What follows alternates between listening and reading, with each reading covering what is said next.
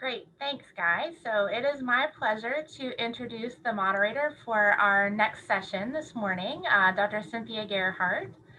Dr. Gerhardt holds the Janet Ortung Morrow MD and Grant Morrow III MD Endowed Chair in Pediatric Behavioral Health, and she is the director for the Center for Biobehavioral Health at the Abigail Wexner Research Institute at Nationwide Children's Hospital. She's also a professor of pediatrics and psychology at The Ohio State University.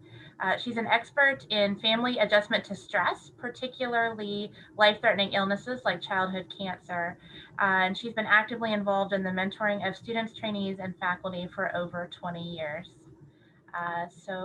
With that, I introduce Dr. Cynthia Gerhardt. Sarah, thank you so much. I appreciate that. Can you hear me okay? Okay, great. Well, I am really pleased that we have time for this panel during the annual scientific meeting. We want to talk a little bit about the impact of the COVID impact on faculty and postdocs. And I just wanted to share some of my personal experience. When all of this happened last year in March, I personally had my lab shut down. I was working from home, caring for a sixth grader who was on remote schooling, and in-laws who are in their 80s. And my husband also lost his job in the mix of this. And so it was challenging for sure. And the thought occurred to me that, in a lot of ways I was really lucky because my career was already established. I had a great lab and we were financially secure as a family. But I was having ongoing conversations with faculty members and trainees at Nationwide Children's and at OSU as well, and realizing that there was potential to lose a whole generation of talented scientists because of the disruption that this has caused in their careers. And we keep saying and we keep hearing that we're all in this together. But I also had a quote that stuck with me that said, we're all weathering the same storm, but we're definitely not in the same boat. And so today, I was really pleased to be able to invite some really wonderful speakers to share their experiences, both as junior faculty and trainees at OSU and NCH, but also with some of our leaders at both institutions to talk about how we can better support our faculty and trainees through the COVID pandemic. So first, I'd like to introduce Marcelo Pereira, and I'll have to say my Portuguese accent is not going to do his name justice. But Marcelo is a postdoc in the Dean Lab at Nationwide Children's, and he studies the role of natural killer cells in pediatric oncology. He has a master's degree in immunology and a PhD in molecular and cellular biology from the University of Sao Paulo. And he shared that he is different from other Brazilians. He's not a huge soccer fan, but he loves basketball and football instead. He loves to cook for his wife, Gabby, and friends, and they have a 2.5-month-old little girl named Liz who was born during the pandemic. And he's also has 2 godsons that he cares quite deeply for. So he will provide some of the postdoc perspective and what it's like as an international student who came to Columbus in February of 2019. So he had a full year of normalcy before COVID hit during his training. I also want to introduce Dr. Ariel Sheftal. She is a principal investigator in the Center for Suicide Prevention and Research at the Abigail Wexner Research Institute, also at NCH. She's an assistant professor, and her program of research really looks at early risk factors associated with youth suicidal behavior. She's currently funded by the National Institute of Mental Health and the American Foundation for Suicide Prevention, and she's also the mom of 2. And then third, we have Janessa Winston, who's also an assistant professor in the Department of Veterinary Clinical Sciences at OSU. She is a small animal internal medicine veterinarian and a scientist, and she's really interested in how the gut microbiome impacts health and disease, both in animal and human studies, I learned. She's a member of the OSU Center for Microbiome Executive Advisory Board, and she serves as director of the Companion Animal Fecal Bank. And she's currently conducting some research looking at the clinical utility of fecal microbiota transplant to accelerate weight loss in dogs. And Janessa is also a mama too, a new little one that was also born during the pandemic. So I'm really pleased to have our junior faculty joining us and our trainees today. And then I also wanted to introduce two panelists who are from leadership both at OSU and at Nationwide Children's. Dr. Dennis Durbin is professor of pediatrics, and he is our chief scientific officer at the Abigail Wexner Research Institute. And he oversees the operations of the Research Institute and provides broad faculty development and support to the nearly 150 faculty that are conducting a broad portfolio of research at our institution. He is also deeply involved in mentoring and has been for a long time in his career. He's mentored over 30 trainees and junior faculty to become physician scientists. He has many now that are thriving in independent faculty research careers. And I will say, in collaboration with a master facilitator, Emma Meager, he's overseen the development and implementation of the research mentoring training program at the University of Pennsylvania School of Medicine when he was at CHOP. They've developed new content for the curriculum and really focused on work-life balance and integration. And nearly 100 faculty have participated in that training, which is quite impressive. And then lastly, but not least, we have Dr. Tanya Obereisen, who is a professor and vice chair for academic affairs in the College of Medicine. She has an endowed professorship in pathology and joined the department in 2001 as an assistant professor. So she spent most of her career at OSU. She is, as I said, vice chair of academic affairs since 2010, and her research, which has been funded by NCI since 1998, as well as the American Cancer Society and other pharmaceutical companies. She's served as a mentor and advisor to numerous students, as well as fellows and junior faculty over her career. And she has, outside of the College of Medicine, served as the senator in the OSU Senate and the OSU Faculty Council member. She served as presidential appointee to the Ohio State Research Committee, as well as on the Research Misconduct Policy Working Group. And she's an active member of the FAME Mentoring Committee, the Executive Women Advisory Group to WIMS, and the executive sponsor for the WIMS Data Subcommittee, which I'll share a little bit about some of the data that's come out of that today. So those are long introductions for our very prestigious panel we have today. But I wanted them to talk a little bit about themselves as well. As you all have probably been hearing, in addition to anecdotal reports based on your own experiences and your colleagues, we are continuing to see data and papers coming out indicating that COVID has been a particularly challenging time for academics and particularly for women and our faculty and trainees of color or from underrepresented groups. And for just some examples of some of the data that's coming out, we had a survey of over 4,500 US and European scientists that show work hours have decreased from 61 to 54 hours per week among our faculty. Women faculty actually had a greater decrease in research time than men, and we see that more pronounced in women who have children younger than 5. The data also show that first author papers among women declined 44% in 2020 relative to 2019. So these are just a few of the data that shows the impact on productivity, particularly for women and those who have children.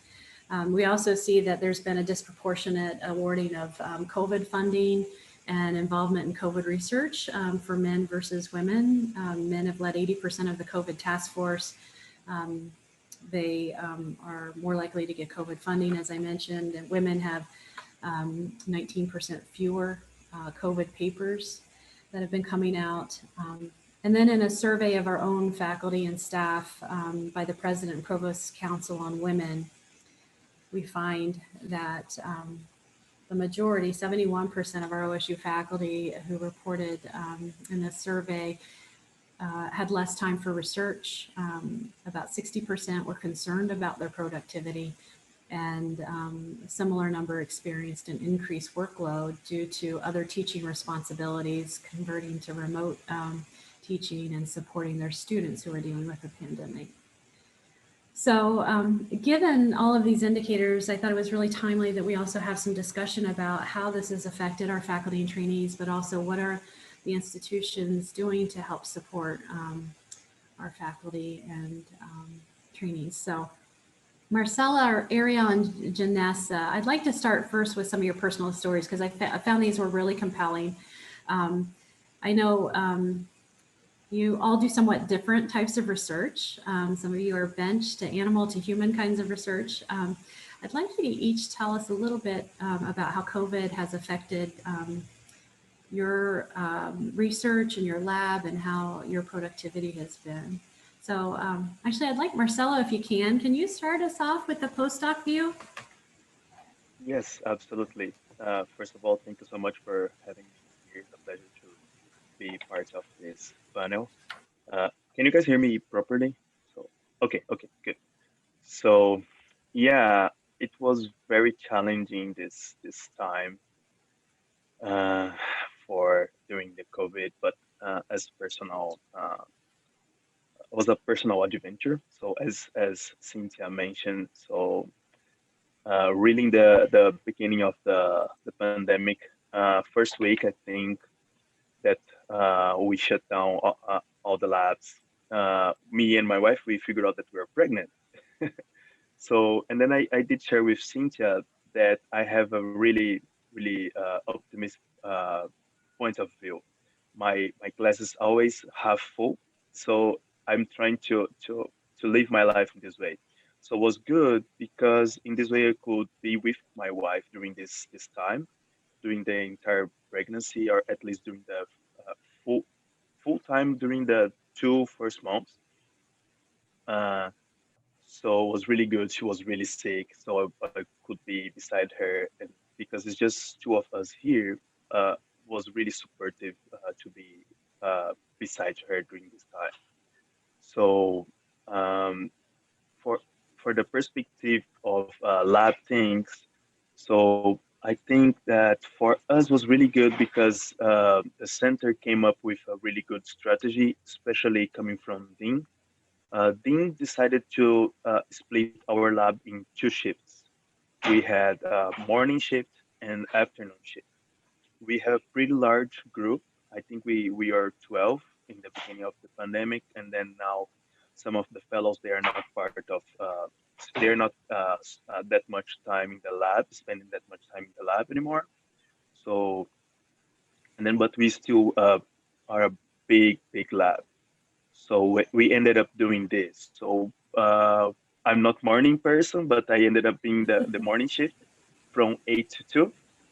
But was good because after that I could be at home with my wife. So this during the time that we start to do experiments, right? But then before was good for us because you know, as you guys are PIs as well, probably you guys have some papers that still you need to put this out. And then Dean also had some, and then he involved all of us in these papers. So he involved us like either writing or just having some ideas of future experiment that we could do once we were able to do experiments again. So then was good for us with this perspective. So So your I lab, think I was going to say, so yeah, your go lab ahead. was shut down for how long at the I beginning think of the pandemic? I think we were able to come back in April, Okay. but in this kind of shift, you Shift know. work. But yeah, shift work. So theoretically, we're supposed to be still in shift work, but um, we are, yeah, we're just coming to do whatever we need to do, and then if you need to write or do just do data analysis, most of the time we go home and do work from Okay. home. Personally, personality. So sorry. In my personal experiments, I do most of the experiments that I was doing by that time was mouse experiment. I do a lot of mouse experiments for our cancer research, and then for me wasn't that much challenging because even if in the lab we need to be like just two in the tissue culture room, even if we have four hood. So I was in a place that I could be by myself, just me and my friends, my mice. And That's then great. for me was good. So I have a very optimistic point of view. I think was good at this time. So So it yeah, was disruptive at the beginning, and then you found a way to do at least some in hospital or in lab work, and then yes, still write. And you were in a unique position because you had already been in the lab for almost a full year, if not a full year. And so you had some of your data, and you had a bit of work that you could continue when you were sent home. yes, absolutely. So it was a good time to put things together and having a different perspective. So for the way that you can see your data. So if you look your data today, you have one storytelling, and then if you look the same data in 2 or 3 weeks or 2 months, you have different storytelling based on papers that you read. So I think was good to have things in this way. Thank you. Yeah, thank you. Um, Janessa, I'd like to get your perspective about how, because you also work in some bench environment, but also do some mixed studies with humans, with babies. Yeah, absolutely.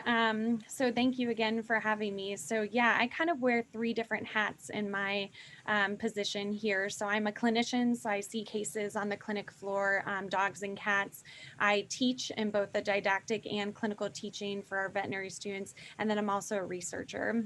And I have projects that are pretty diverse that go from the benchtop all the way to clinical trials in veterinary patients to we're looking at and following infants in a daycare setting, looking at how microbiome changes in them may change disease susceptibility and outcomes. So I have a lot of different types of projects that are going on right now. And when COVID hit, I actually had just started and converted from a clinical position to my tenure track position. And I was so excited and had tons of motivation to really launch everything. I had just gotten my lab space cleared out. I had just gotten all my quotes and all my equipment was ready to order and ready to come. And March 12th hit, and I realized March 13th that my son at the time, 2-year-old, his daycare was closing. He goes to Nysonger, affiliate with Wexner, and he is medically fragile. He's got a congenital heart defect and special needs associated with it. And when his daycare shut down, our world kind of stopped, as everyone's did. My husband is also a tenure track faculty member in the College of Engineering at OSU, and we were faced that Friday with the realization that we were going to have to manage both of our tenure track positions while managing our little guy at home.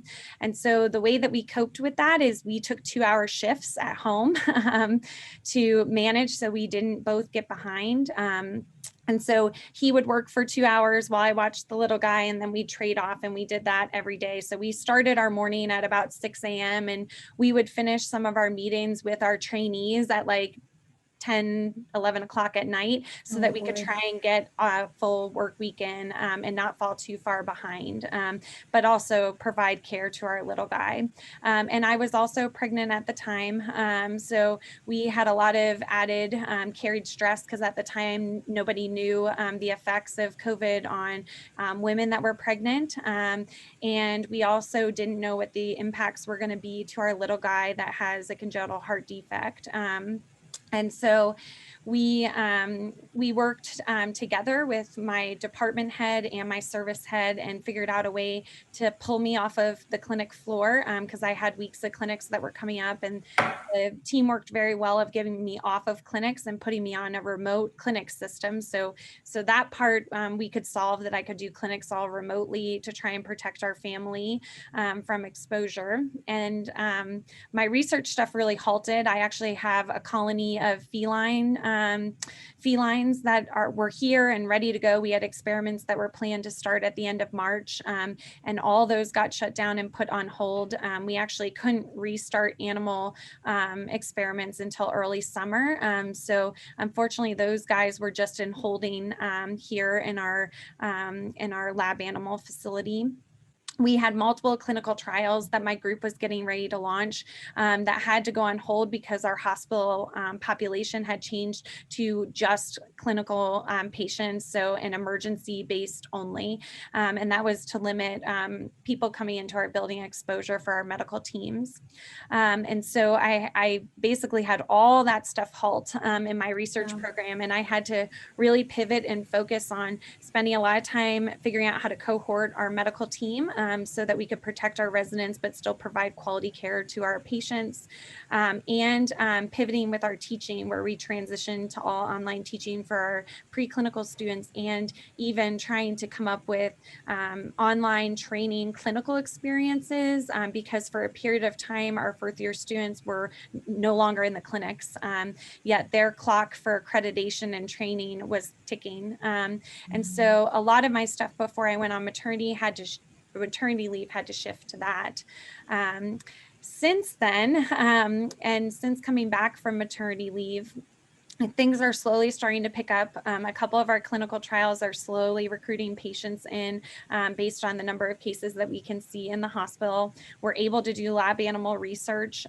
We were able to start our infant project at the OSU daycares with very strict guidelines because of COVID, but we are slowly getting that. That project is underway, and we are collecting samples. So I feel like things are slowly starting to get back to productivity is what I would say. Yes. I thought it was, I think your point about, some of the challenges for our faculty who have clinical expectations and teaching as well as research, and the need to really, the famous, or I think most quote word is pivot for 2020 to be able to accommodate the remote learning and students and continue in that role. And sometimes that superseded being able to do the work we needed to do in the lab, I know. Yeah. I thought it was also interesting, and I appreciate you sharing your personal experiences too. And I want to kind of circle back to all of you about that in a second as well. But the fact that, some of the challenges now have switched to getting supplies and your -80 freezers. Yeah. Yeah, actually, so we have another project that we received funding for to look at FMT, fecal microbiotransplant, and parvovirus in dogs. And it's a partnership with a local shelter, and we need a -80 freezer at the facility to launch the project. And right now, March is looking like the earliest that we'll be able to see one, but it could be longer. They've already warned us. And so although we have funding, we have people, we have dogs, we're ready to go. Some of our basic supplies like -80 freezers, but even as simple as like cryo vials, the prices have doubled, and some of my orders just continuing to go get pushed back for delivery dates. So some of the things that I took for granted and used to just think were so easy to get, like gloves and cryo vials and reagents, are really challenging to get right now, and are actually changing some of my timelines for projects just because of supplies. So. Well, thanks so much for sharing some of your experience and how that's evolved over time. I want to hear a little bit too from Ariel Sheftal about, because she does a lot of work directly with children and families, and how her research has been affected. Ariel, can you share a bit?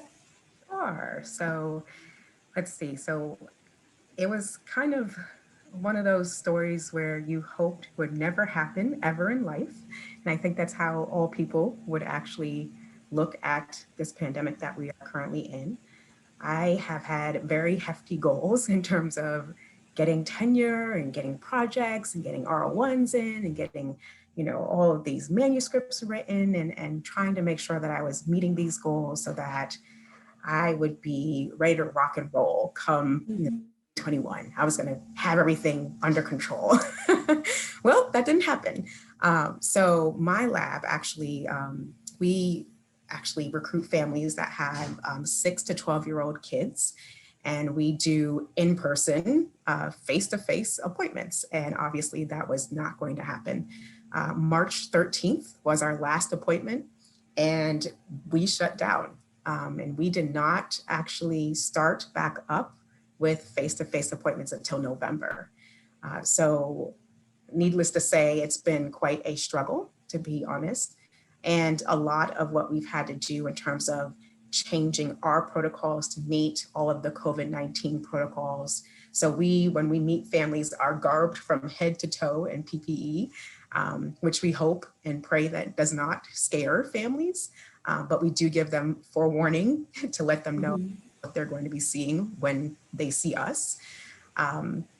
But it did take a toll, obviously. But I will definitely say, I also, like Marcelo, like to look on the positive side of things. So I was able to write papers. I was able to get tons of video coding data done to actually do that. I submitted an R1 in June, even though it did not get funded. It actually did get a score. So I got feedback and plan on resubmitting that in March. So there were positives that did occur. And also on the family side, I would say when it first happened, my child's daycare, I have a 4-year-old and an 8-year-old. So school shut down. So I had to be a 2nd grade teacher. And then the daycare shut down. So I had to be a preschool teacher on top of a 2nd grade teacher and do my job. So my husband also, he works for a bank. And when you work for a bank in the capacity that he does, there's not a lot of wiggle room, to be honest, with his schedule. He's in back-to-back meetings. So unfortunately, some of the childcare fell on my lap, which again, that's okay. We adjusted as best as we could. So every corner in my downstairs was a something corner. So I had an arts and crafts corner. I had an ABC corner. I had a numbers corner. I had something going on to kind of keep my 4-year-old busy, to be honest. We relied a lot on YouTube, which I am okay with saying in terms of like teaching her, numbers and alphabet and words. She wasn't just sitting there in front of the TV all day. So we would do art projects, and I was doing that on top of trying to manage a lab and also helping my 2nd grader finish 2nd grade. So you can probably imagine my work-life balance was very much shifted. And I was getting up at 5:30 in the morning. I am a very avid working out person, so I had to work out to keep my stress levels as low as possible. So I'd work out for 30 minutes and get my shower in and then get to work with the kids and get, as much as I could get done for myself in terms of my job. And then it was kid time. And then once my husband was off of work, he took over, and then I would work until about 11 to midnight, just depending on what was going on. So it was definitely a struggle. And even making that decision to actually have her go back was a struggle as well. That was a big struggle for me and my husband to kind of figure out, okay, we know this is going to be good for her because it'll give her social involvement with other children, with other people besides just me, her and her brother and her dad. However, we were so scared, to be honest, about, okay, are they taking the precautions? Are they doing everything necessary? And finally, on August 31st, we decided, okay, we're going to do this because we thought that we felt safe enough and talked it over and over and over with the daycare director about what their methods were and how they were keeping kids safe and what they were doing. So we felt good about sending her to preschool and having someone that was actually qualified to teach her. To care for her, yes. No. I think I appreciate you sharing that. I think many parents, and I've heard this story over and over again, is just how do you tag team? How do you shift your schedule around when your kids were doing their work and when you had to do your work early in the morning or late in the evenings? And I think, a lot of the concerns that I started to see from faculty, everyone kind of was in crisis mode and just doing what they needed to do initially. And then at the end of the summer, I think I saw that realization hit when daycares were opening up and there was that dilemma about, do I send my kids back to school? How is this going to look? And the realization for parents of school age kids that, oh my gosh, they might not be in school. This is going to be longer than just a short little, couple months of homeschooling or trying to entertain my kids during the summer. I'm going to have to think about the long haul. Yeah. And that, I think, has been a big challenge. I feel like, at least in my conversations with faculty now, we're seeing some light at the end of the tunnel. And as you all said, I love that you all are optimists and you found ways to continue to be productive during all of this. I wanted to just, before we switch over to our leaders on our panel, just wanted to talk a little bit about what concerns or thoughts do you have for yourself or for your colleagues about the lasting effects of the COVID pandemic on your academic pathway and career? I'm wondering if, Marcelo, would you like to kind of talk about this from the postdoc perspective? Because I feel like postdocs have a very time limited amount to be successful, and then they're out on the job market. And we've seen that a lot of the jobs are not there right now, or frozen. Yeah, so can you just repeat? I was cutting a little bit. Can you talk about maybe the lasting effects or concerns you might have about how the pandemic may affect your career path? Yeah, I think, well, we could be more productive during this time, right? Because I think our biggest concern is like for a postdoc position is, well, I need to be productive and I need to send papers out. So in order to have these papers, I need to get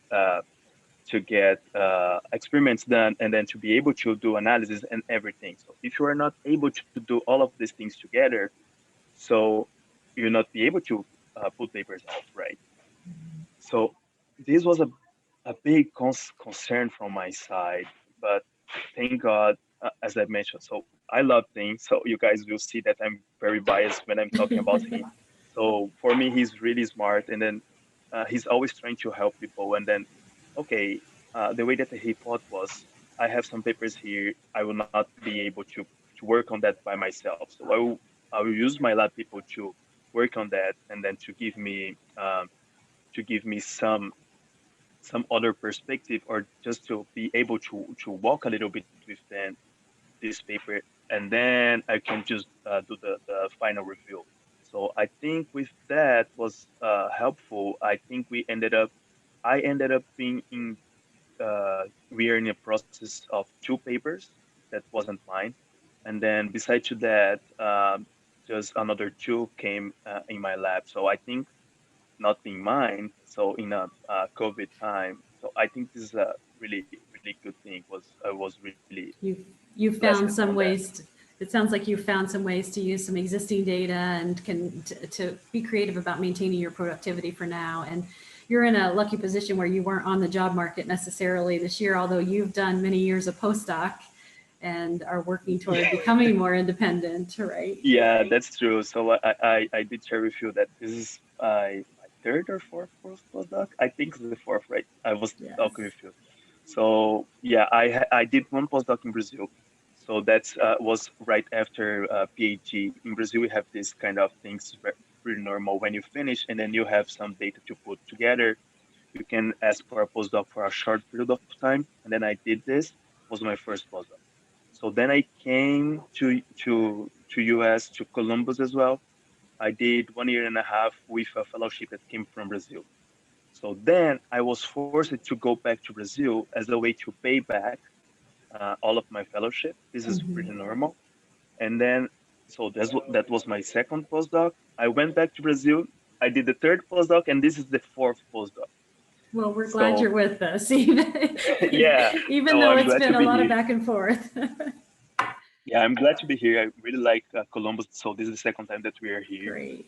So, and then, yeah, I'm looking forward for next step. So, yeah, so, and then this is really important to be productive. And then we are doing our best. So, and then just to add one more thing, besides to COVID, for us, minority. So I'm twice minority, right? I'm Black and I'm Brazilian. So being a minority during a COVID, especially when George Floyd happened, for me as a husband and having a pregnant woman was really tough because she was all the time worried about myself. So if I could not forget to text her while I arrived or while I was driving or something like that, or just I arrived, I'm leaving from here because she was really worried. So I think was we had two things to occupy our mind, Server. right? Mhm. Besides COVID. So I think really that's a, challenging. yes, I'm really glad you brought that up. And I think this is something that we've talked about with our faculty and trainees, that, you know, there is a disproportionate effect, and a lot of the challenges and stress we faced with the COVID pandemic were happening in concert with some of the social justice issues and the police shootings. And we know that our faculty of color are already dealing with racism and economic inequities. And then on top of that, they're also, we're finding more health disparities in terms of who COVID affects. That they're disproportionately more likely to be losing a loved one or have family members or themselves become infected with COVID. So I appreciate you bringing up that this has multiple layers to it that many of our faculty have been dealing with. In the interest of time, I do want to switch a little bit, and I hope maybe Ariel and Janessa can kind of chime in too about their experiences. And because I know both of you in the midst of this have taken time for having a baby during your tenure clock, as well as a COVID year, which was offered. I'd like if Dr. Derman and Dr. Obereisen can talk a little bit about what has been the institutional response and how we're supporting our faculty and trainees to get through this phase. And particularly, how do we continue to help them maintain productivity and not widen that gap, particularly for our women and our faculty and trainees of color. Dennis, would you be willing to start? Sure.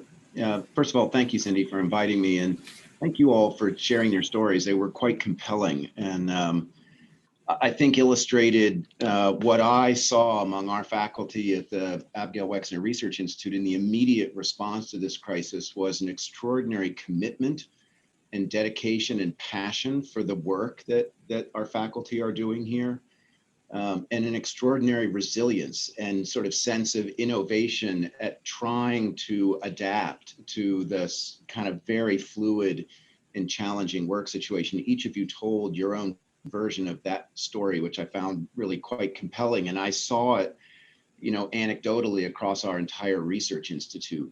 You know, I'd say from an institutional standpoint, you know, the acute early stage response to the pandemic in mid-March was to shut everything down.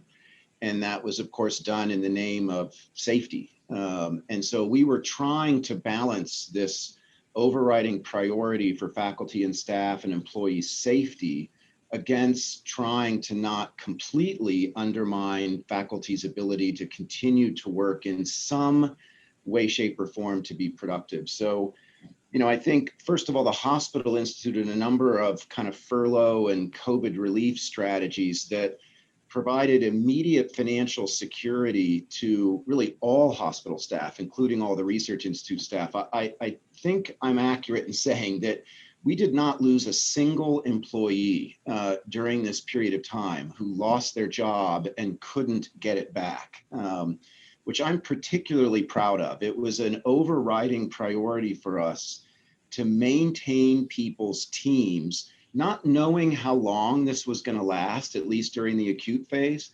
And the hospital kind of phased their response to it, but we successfully were able to essentially keep everybody's team intact. And then the other guiding principle we had, certainly in the Research Institute, was really just to provide maximum flexibility to allow faculty to create whatever work environment worked for them within the constraints of the requirements we had. So there was an 8-week period of time where nobody could really be on site to be doing work, with a few notable exceptions.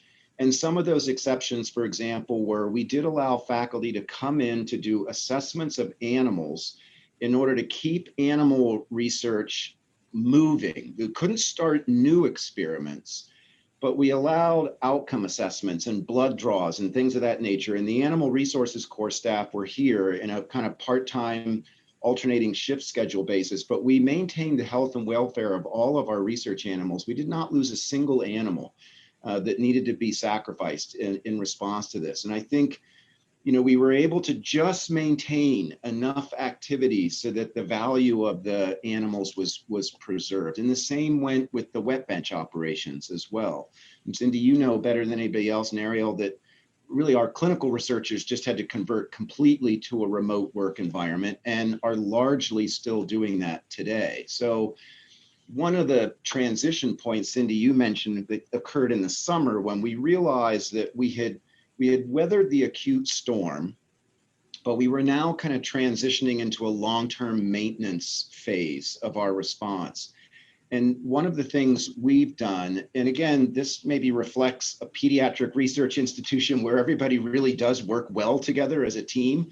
At an institutional level, our clinical investigators, I asked to largely remain remote for another 6 to 12 months so that we could leverage their workspaces for our faculty and staff who had to be on site to do their work. So our wet bench researchers are still working under space constraints. So they needed more physical space to basically spread out to do their non-bench work. And our clinical investigators essentially volunteered large sections of their space to be used by their colleagues for the next 6 to 12 months. And so, that sort of spirit of cooperation and collaboration across the faculty, we really relied on to come up with these long-term sustainable solutions. And, we've been talking about the potentially disproportionate impact of this pandemic on junior faculty. And I think we've heard examples of that. Marcelo, you're in a mature lab that had data available that you could spend 8 weeks analyzing data, writing papers, writing new grants. Ariel, I'm happy to hear you got your R01 in June. But, for more junior people, this has really been a struggle to launch. I mean, Janessa, you've encountered all the challenges of trying to launch a research career during this time. And I am concerned about when you launch your trajectory a little bit lower than maybe you had initially, what is that trajectory going to look like over the long term? And all I can say is it's something that we are acutely aware of here and are starting to put some mechanisms in place to be able to track that over time. And, I'll be interested in hearing what Tatiana has to say about how the university is thinking about whether they're going to place an asterisk next to, faculty's names at some point. Is the year 2020 always going to have an asterisk associated with it? And is there some way we're going to recalibrate expectations for faculty at certain milestones in their career? That to me, that's an open question. I think that's important. Yes, I think from an operations perspective, it's been really important to hear your perspective, Dennis, and how you managed that and kept faculty productive. But it would be great to hear from Dr. Oberson about how this is being viewed from a promotion and tenure perspective. Can you share some of your Thank you thoughts? so much for inviting me and for your stories were very compelling. And I think, the College of Medicine did very similar things to what Nationwide Children's Hospital did in response to the pandemic in terms of the research and clinical space as well. So I think we were pretty aligned there. As far as PNT, I can tell you that I have spent hours in meetings at the university level with colleges across the university, trying to come up with not only how annual reviews will take place this year and what information do you need to provide for your annual reviews and how to couch chairs, how to evaluate faculty progress this year, but also in terms of thinking about promotion and tenure. And I can tell you that asterisk is not just going to last this year because we're not even done. We're not even through it yet. So it's not just 2020, we're in 2021, or the extension of 2020, as some people like to call it. And so the impact of this year and a half, 2 years, is going to be ongoing for the next 3, 4, 5 years. And so this is not an isolated year where you can say, after this, everything's just going to go back to normal, because it's going to take time for all of you three to get ramped back up in a way that you were working before. And so discussions are ongoing in terms of dossier preparation and how to handle this. And we're still having those conversations. We still haven't really come to a firm consensus yet. But what we do know is that we are asking department chairs when they do annual reviews to ask faculty if they want to put in a COVID statement, and encouraging departments to have COVID statements, however faculty want to do it. Do they want to do it based on the different areas, scholarship, teaching, research, administrative service, or do they just want to write a general narrative and to share whatever they want to share? So there are no metrics as to what you have to share with your chair, but whatever it is you want to explain as to how COVID has impacted your progress over this last year, and what do you think it'll impact your goals for the next year? Because the annual reviews usually have goals for the upcoming year.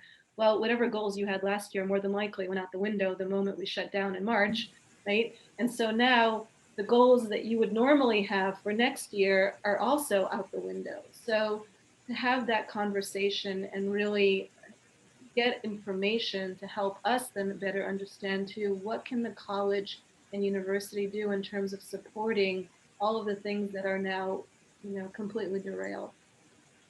Because for us to be able to move forward, we really need the data, right? Right. Researcher, but we need the data so that we know where the pain points continue to be and where you see them coming in down the road. So I think it's really helpful to hear, and I had not heard about the little COVID explanation, and I love that being able to kind of talk through what your story is, because as we've heard, the stories are all different. I know also that faculty are reluctant to speak up because a lot of them don't want special treatment, particularly women and our faculty of color. And I wonder what types of processes might already be in place at the organizational level or the institutional level to make sure we're monitoring the progress of our faculty, or if our panelists maybe have some suggestions about things that might be helpful to them. I know at Nationwide, we have a process where we annually review the salaries and try and close the gap for women and our faculty of color, for example, so that there's equity. Are there I was going to mention that, Cindy. We have been in a process for a couple of years now, both in the Research Institute and more broadly in the Department of Pediatrics, to do a line-by-line examination of every salary of every faculty member by rank, gender, and minority-majority status. Because number one, the baseline keeps shifting. And so somebody who joins the faculty this year may actually be making more money than somebody who joined 2 years ago, just because the market has shifted. And so we're always looking to ensure we've got equity, certainly at the entry level part of the pipeline. But then as people have differential experiences and opportunities for advancement, we want to make sure that we can on an annual basis assess whether everyone is getting an equal opportunity to advance along the same pathway. And I think the pandemic will be yet another influencer that we'll now introduce into our assessment to see, is there any evidence from a salary and productivity standpoint that it's disproportionately affecting different groups of the faculty? So it's good that we have that system in place. And we're also beginning to track manuscript submissions, not just publications, but submissions, so that we can track that. We're going to try to go back to 2019 and then do an assessment at 20 and then kind of carry it forward to see if we can systematically look for evidence of disproportional impact on productivity in different groups of faculty. Yeah, we've been going through a salary review process for the last about year and a half for equity, to look at exactly the same thing, to look line by line and see which departments are doing well, which departments need a little bit of a better deep dive into the salaries of their faculty for exactly the same reason. Times change and sometimes cost of living does not keep up with what the changes are. And you may have a senior faculty member here who's a woman who's making much less than somebody who's just starting. And so we are actively in the process. Several departments have already done equity raises for their faculty to get them on track.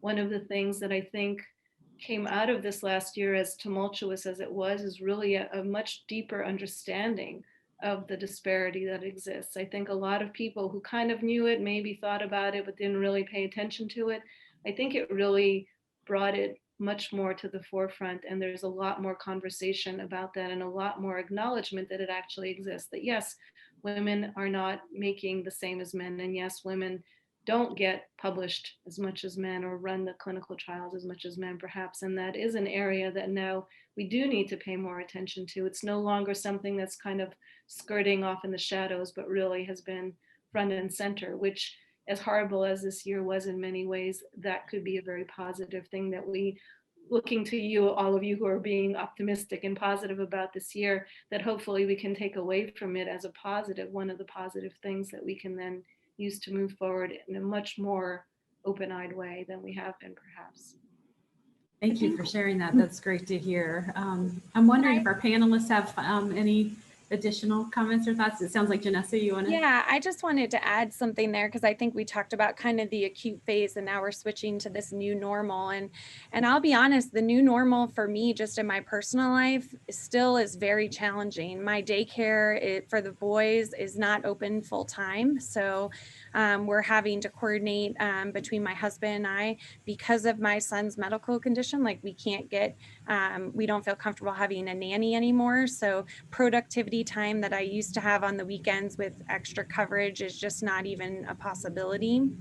And I told you about some of the research stuff of like basic things like equipment are delaying things, you know, and so I think that this idea that we are through the acute, but now we're settling into this chronic. For me, I am a goal setter, and like everyone said, my goals for 2020 went out the window, right? And that changes then my 3-year goal, my 5-year goal, my 10-year goal, even for trajectories for projects or my research portfolio and pillars of my lab that I was trying to build. And I had a KO8 that was in that got scored very, very well, just missed the pay line. And my plan was to get it in March. And in full disclosure, like that's probably not going to happen because of all these personal life delays with not having the coverage that I need with that extra time that I used to work, you know. And so having to change and look at those and lean on my mentors to help me to do that. And I think, you know, the vet schools set up very well to provide mentorship in those areas. But I think that that's something that it's comforting to hear that the university understands that it's not just this 1 year and that the trajectory and ramping up again is almost twice as hard because we still don't have all the resources that we need, right? Like it's like kind of you're chasing after that goal. It's right there, but you don't have everything to meet that. So it's good to hear. And I think for me, and I told this to Cynthia when we chatted, I've been trying not to stress about that and focus on the things that I can do in areas that I can build and try to give myself grace, right? Like it's not gonna all be the exact outcome that I thought it was gonna be or the exact same trajectory. It's going to be a detour, and that's okay, right? As long as, you know, the straight line that I have projected is not going to be that way. It's going to take some curves, but I'm still going to get to the top of the mountain, right? And it's just figuring out how to do that and to give myself grace in this period of trying to figure out how to do it. I love that sentiment, Janessa, and I appreciate that you brought that up again. I was going to ask you about that because I do think that the whole year has been a lesson in giving yourself some grace and really just trying to at least go with the flow as much as we could. Yeah. Ariel, do you have anything to say? I was going to say also, the one thing that I have been very motivated to remind myself is that it's okay to not be okay. And I know that sounds very corny, but it's very true. There was moments in time where I had to just sit down and cry. And that was okay. And I had to be in that space and be okay with the fact that I'm crying because this is a lot to take in, a lot that's happening at this time. And I just needed that moment to be in that space. So it was always, and I've been very encouraged that I wasn't the only one that felt that way, you know, and I was able to have that support of my husband and also friends to be mindful that this space that we're in is not normal and it probably won't be normal for a very, very, very, very long time, and that it's okay to not be okay. And that was just something I had to always remind myself of, and that all things are going to work out for my good, even in the midst of all of this. That in the end, like Janessa was saying, there's going to be detours, and I know that's going to be the case. I just have to remind myself of that. And I think that was really important, not only for my physical health, but also my mental health as well. Thank you for sharing that, Ariel. I agree. I think it's a really important point. I wanted to switch and allow some of our audience to have some questions, because one of them kind of connects to that in terms of we're not only caring for ourselves, but we're also trying to care for our labs and maintain social connectedness and the mental health of the people that we're mentoring. Do you all want to talk a little bit about how you've done that? Cindy, could I ask you to comment on that? Because from my perspective, I think you're doing it better than almost anyone. We've got some groups here that have really tried to stimulate some, what I would call more local wellness and, team support activities to stay connected in whatever way they can. I think your team is one of those that has done that as well or better than most. I mean, what have you done to promote that? Well, I mean, I think like many people, we've quickly converted to Zoom and all of our, online types of things, but we've tried to be creative about how we, normally we'd have center picnics and holiday parties and, seminars. And we find that a lot of our scientific creativity comes from that in-person connection. And you just, you leave a seminar and something sparks a thought and you're talking to the person that was sitting next to you and you have a whole new idea for a grant. And I think we miss that terribly. And I don't say that, I don't think we have that figured out completely, but we've worked very hard on I have regular lab chats with all the labs in my center, where we used to have lunch every month. And now I meet with a lab and we just have a little chat via Zoom to hear about how they're doing, what kinds of things they're doing to take care of themselves, how they're managing, what can we as a center do to support them better. We've also been, each summer we have an influx of trainees, as I think many centers do, and new RAs or coordinators. And we actually started to connect the labs with each other, because oftentimes they're teaching each other when we're in the same physical space. But we've had them connecting with each other as an additional way of having social contact. And then the last thing I'll say is that we've had an amazing response to some of the anti-racism movement in the labs. And we have amazing young folks that have really been given the opportunity to just take some of their initiatives and ideas in the center and run with them. So we've been having book clubs and discussions and developing new methods for how to engage some of our colleagues who are really hurting during this time. And I think it's been a really important part of healing and moving forward. But I would like to hear about how others are doing that as well, because this is just a little. Can I add something? Yes, so, please. Here in our, you mentioned something nice. So in the beginning of the pandemic, he started to do lab checking every day. So every day we have kind of maximum 10 to 15 minutes talk. And he was checking with everyone. He was concerned about our mental health, just to check if everyone was safe. And then so just to in the beginning, just to give a peace of mind that we'll be able to go through this. So, and then now people from CCBD, actually people from RITA, that's a Research Institute Training Affairs, they start to do a briefing and meditation section. So I think this is really nice for us to relieve stress. So Ariel mentioned that she needs to work out. I need to work out as well, but now with the like pandemic, so and then as Janessa mentioned, so we didn't know how was COVID with pregnant woman. Me and my wife, we were scared to work out. So breathing and meditation is something that's helping us just to having 5 minutes, like forget everything that's happening. So I know that the world is falling apart, but just have 5 minutes for yourself. then you can go back to your crazy life again. So, but then you, in the middle of this craziness, you remember that if you breathe, you put your things together, and then you'll be able to do things, or to see things in a different perspective. This is something that's really nice that they started. And then I also proposed to them, well, if when COVID finished, we can do this like in a park, just like during the lunchtime, just to have connection, because it's really good to have this kind of 10-15 minutes of briefing meditation. It was really helpful.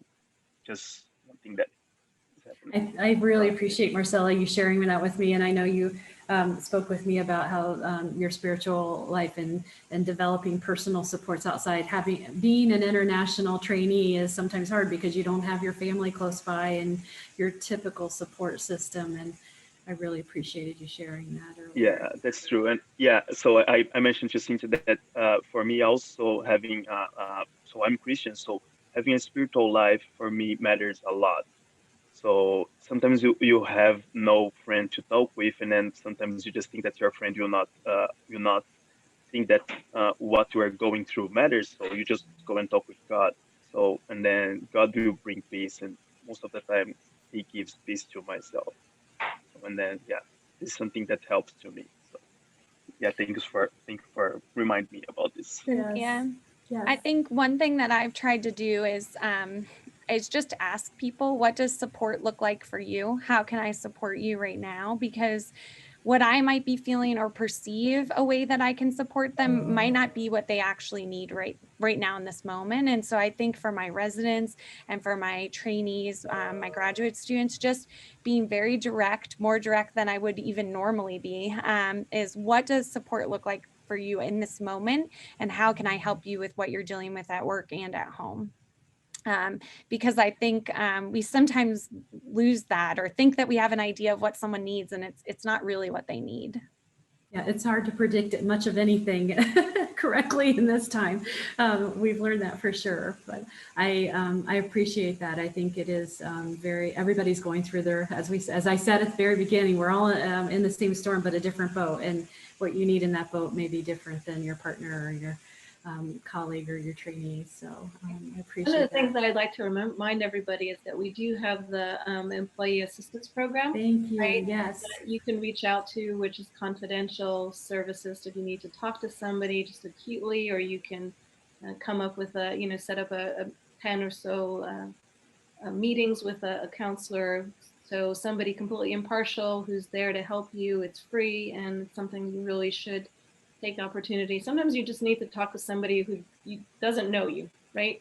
Mhm. Who can't put their perception of you on top of you. You just need someone completely impartial to just have a conversation with, and you feel so much better. And so I'd encourage everybody who may be struggling, or who just wants to talk to somebody, to reach out. Just look it up, and that's available to everybody. And I think if they've been busy, so they're doing their job. So I think it's important to take care of yourself, because this is hard at all levels. It is hard at all levels for everybody. And some days are good days and other days are not so good days. And you have to, as you said, you have to be kind to yourself, right? It's not a straight path. It's a curved path. Success rarely is a straight path anyway. And this is just extra curvy. We've got some real curves going on this year. And so, embracing that and really being kind to yourself is really important. And thanks for bringing that up, Tatiana, because we have similar resources here at the hospital for those who might be listening in and are based at Children's Hospital, employee assistance programs, the You Matter team from HR, lots of institutional resources to support people through this. I would echo your comments. Well, I think on that note, I don't see any other additional questions, and I believe we're out of time, but I just want to really share my appreciation of this wonderful panel. I knew we were going to have a great discussion, and we surely did. And as a resilience researcher, I really appreciate that we have folks talking about the positives of this and how they've adapted and made it work, but also recognizing that resilience doesn't mean it's not hard. And in fact, that's part of the equation, that part of being resilient is that you've gone through the stress and that it is a tough road, but you find a way to still be successful and adapt and make it work. So I think this is a great example of that. And that it does take reaching out and getting hope, as Dennis and I were talking about, tackling this issue from multiple levels, not just your own personal grace and, what you're doing in your lab to adapt and care for others, but also from the institutional level and from your personal support. So thank you so much for all your time today. And I'm sure the audience really appreciated it as well. And everyone have a good day. Thanks for organizing it, Cindy. Thank you so much. Thank you. You guys. Bye. Bye-bye.